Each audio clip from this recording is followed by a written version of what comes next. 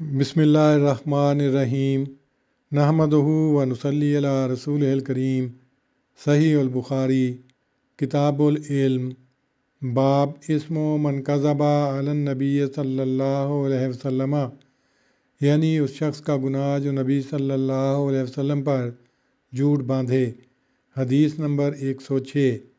ربیع بن حراج سے روایت ہے، انہوں نے کہا میں نے علی سے سنا، وہ کہتے تھے نبی صلی اللہ علیہ وسلم نے فرمایا مجھ پر جھوٹ مت باندھو، کیونکہ جس نے مجھ پر جھوٹ باندھا تو پھر وہ آگ میں ہی داخل ہوا۔ اسی باب کی حدیث نمبر 107 عامر بن عبداللہ بن زبیر سے مروی ہے، انہوں نے اپنے باپ سے روایت کی، وہ کہتے تھے میں نے حضرت زبیر سے کہا میں آپ سے نہیں سنتا کہ آپ رسول اللہ صلی اللہ علیہ وسلم سے اس طرح باتیں بیان کرتے ہوں جس طرح کہ فلاں فلاں شخص باتیں بیان کرتا ہے۔ انہوں نے کہا میں تو آپ سے کبھی بھی الگ نہیں ہوا، مگر بات یہ ہے کہ میں نے آپ کو فرماتے سنا تھا جو مجھ پر جھوٹ باندھے تو وہ آگ میں اپنا ٹھکانہ بنا لے۔ اسی باب کی حدیث نمبر 108 حضرت انس سے مروی ہے، حضرت انس رضی اللہ عنہ کہتے تھے مجھ کو تمہیں بہت حدیثیں بتانے سے یہ بات روکتی ہے کہ نبی صلی اللہ علیہ وسلم نے فرمایا تھا کہ جو مجھ پر جان بوجھ کر جھوٹ باندھے تو چاہیے کہ وہ آگ میں اپنا ٹھکانہ بنا لے۔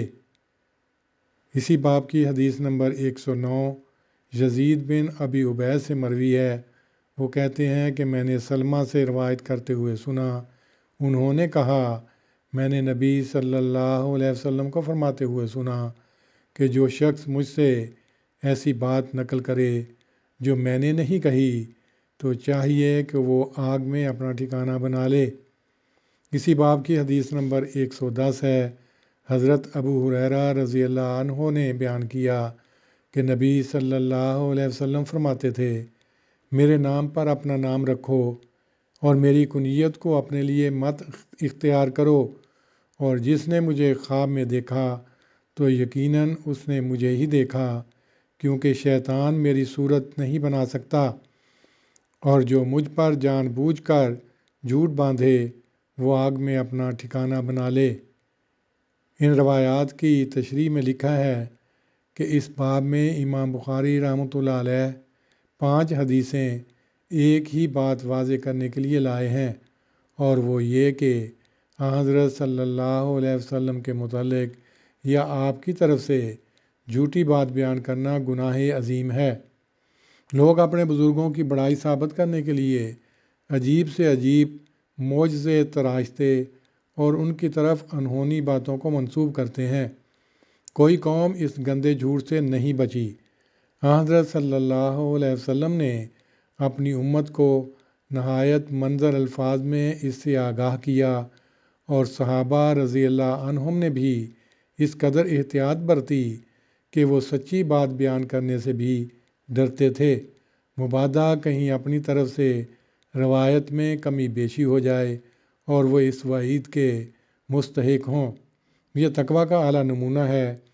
آپ کے فیوز سے ان تربیت یافتہ روحوں کا جن کی سچائی کے طفیل احادیث کی نعمت ہم تک پہنچی ہے، مگر ان کے مقابل فیض اوج کے زمانے کے راویوں اور قصہ گوؤں کو دیکھو کہ وہ باوجود حضرت صلی اللہ علیہ وسلم کے شدید انذار کے ہوتے ہوئے جھوٹ کی اس لعنت کے مورد بننے میں دوسری قوموں سے پیچھے نہیں رہے۔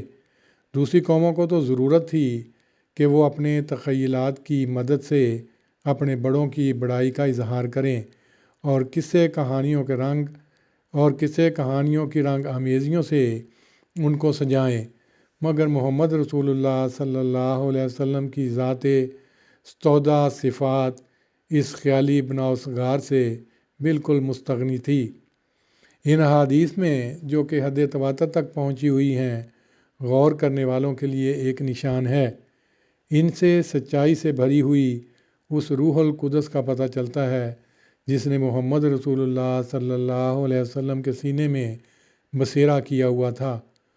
عموماً گدی نشین پنڈت، سادھو اور اس کماش کے دوسرے اشخاص اپنی جھوٹی مدح سرائیوں پر جھومتے ہیں۔ ان کے دل تو ان مدح سرائیوں کو غلط سمجھتے ہیں، مگر وہ اپنے چہروں سے اپنے آپ کو ان تعریفوں کا مصداق ظاہر کرتے ہوئے نظر آتے ہیں تا لوگوں میں ان کی ساکھ بنی رہے۔ لیکن محمد رسول اللہ صلی اللہ علیہ وسلم کا پاک نمونہ دیکھو کہ وہ دلی نفرت سے ان لوگوں کو جو آپ کے متعلق افطراء سے کام لینے والے ہوں یہ بد دعا دیتے ہیں کہ وہ جہنم میں جھونکے جائیں۔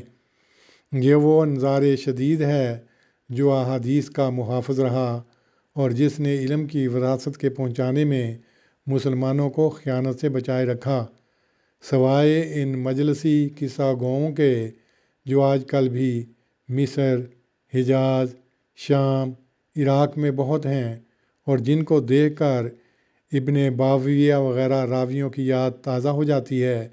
یہ وہ لوگ ہیں جن کے متعلق حضرت صلی اللہ علیہ وسلم کا فیصلہ واضح ہے۔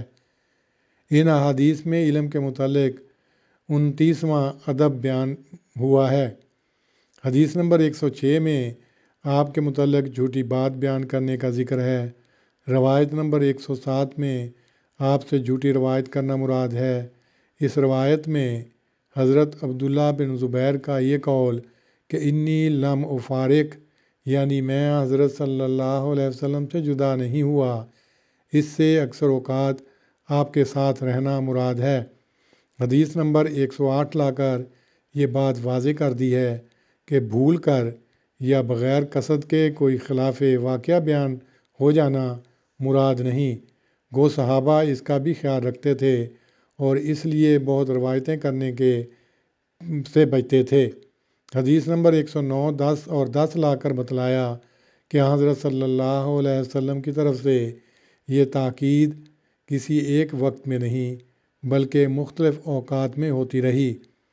حضرت سلمہ بن عمر بن عقوب ان صحابہ میں سے ہیں جو بیعت رضوان میں شریک تھے، اور حضرت ابو ہریرہ فتح مکہ، فتح خیبر کے زمانے سے کچھ پہلے آئے تھے، اور ہر ایک اپنا سماع بتلاتا ہے، اور یہ لفظی اختلاف بتلاتا ہے کہ مختلف اوقات میں آپ صلی اللہ علیہ وسلم نے یہ تاکید فرمائی ہے۔